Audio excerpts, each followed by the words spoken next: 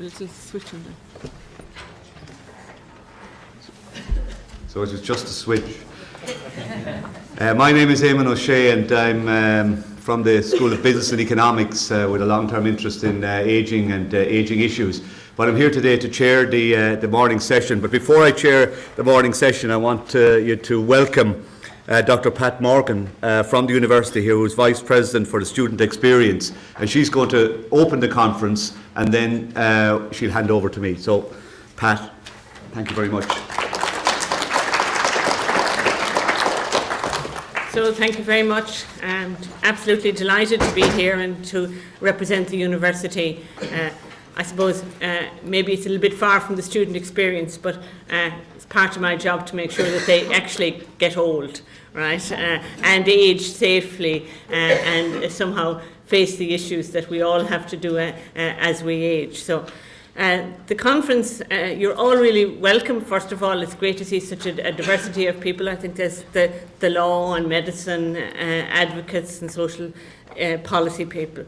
So this conference, as you know, is organised by the Mental Health Rights Group and the Masters in Law in International and Comparative Disability Law at the Centre of Disability Law and Policy in the School of Law, in the university, and in conjunction with the Employment Law Association of Ireland.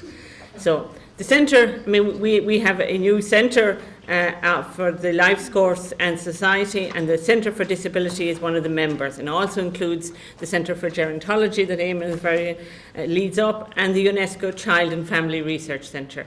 So we actually have a spread of research going from early family into old age. And the LLM in international and comparative disability law is recognised at a national and international level, and it's led by our colleague Siobhan Quinlivan, who is also a member of the Mental Health Rights Group.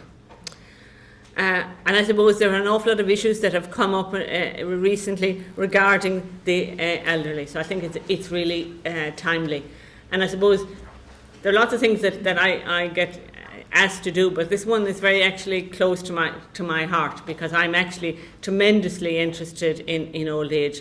Selfishly, I do hope to age. I do hope that I will be treated reasonably with dignity and respect. And I suppose I was very privileged in my own life to be interacted with a large number of elderly people. I know you will think I'm mad when I say, well, of course I look young, that my aunts were born in the 1890s, my aunts. And so I grew up as a youngster with elderly people, people who had achieved a lot, people whom I respected. And I was also very privileged that my mother lived with me between her age of 81 and 95. And so I would have dealt with all the issues and going to the hospital and all of the issues that arise when somebody is of that age. So, and as I said, it is something that we all hopefully will face, right? So it's really important that there is a debate around these issues, and it's great that there are people here who that we have the issues, look at the issues of relevance to older people, and they're often overlooked in the decision making, and as someone that attends something with an older person, you get asked the questions as opposed to them. So they have to have an impact, obviously, and decisions in their own lives, the impacts that what's happening to them, and that's really important. And it's really important from a society to listen to elderly people and hear their voice. So this conference will explore age discrimination, including the mandatory retirement age, which is facing some of us sooner than we expected, aspects of legal practice, and the older client. It will also address the role of advocacy in upholding the rights of older people, the Fair Deal Scheme, the proposed Assisted Decision-Making Capacity Bill of 2013 from both a legal and medical perspective. And we're really lucky on the range of people who have come here to talk and to, I suppose, start the debate. We have Mervyn Taylor, the Service Manager at SAGE, Patricia Rickard-Clark, a solicitor, Dr. Sean O'Keefe, a geriatrician, Mary Condell, a solicitor, Claire Bruton, a barrister who is well known to us all in the university, Maria Dillon, solicitor, the law lecturers of the School of Law, Ursula Conley, Charles O'Mahony, Dr. Mary Keyes, and then Professor Eamon O'Shea from the Centre of Gerontology. And the conference isn't all about the experts talking to each other, it's actually the advocates. So there's a lot of people here from a wide range of backgrounds, including older people themselves, family members, carers, advocates, healthcare practitioners, lawyers, researchers, and the independent sector service providers and policy activists. So we hope that this will bring all the people together to debate these really, really important issues. We particularly want to thank Mary Keyes and Charles O'Mahony for actually organising the conference. Ursula, who's going to chair the second session, they're sitting in front of me. I hope that it will be a very fruitful debate and discussion. I hope that some of the policies coming out of this and some of the thoughts will actually influence what will happen to older people in the future. I unfortunately have had twins in my extended family, two lovely boys, Dara and Fikra, born on Monday. I haven't seen them yet, and I must go now and see them and hope that, 100 years' time, as Dara and Fikra grow up, we will have a more enlightened attitude to how we treat our older people. So I wish you every success on your day, and I'm sorry that I cannot be there, but you are in such capable hands. So I'm delighted on part of the university to have you on campus and to be part of this debate. Thank you very much.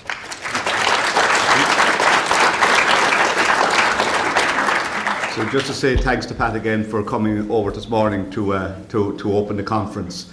And I think one of the things that, just to briefly say, we're at a really interesting time with regard to older people, particularly with the policy with regard to older people, with positive ageing strategies and the National Dementia Strategy just having been published.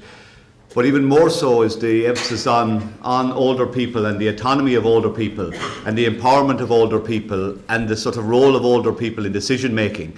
I think this is a critical juncture. When I started involvement in older people's work about 30 years ago, one couldn't have imagined in one sense older people being at the centre of decision making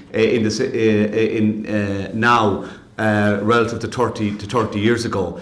But I think we're also at a time when we have to be mindful that the protections that are afforded older people are strong and are central to that process of change with regard to older people, whether it be to do with their own health and care, whether it be to do with economics, whether it be to do with the sort of the social sphere. That having older people at the centre of decision making is good and is something that we want. But I think we have to be mindful of the framework within which these decisions are made and offer all protections that we can while maintaining strongly that voice of older people at the centre of that decision making.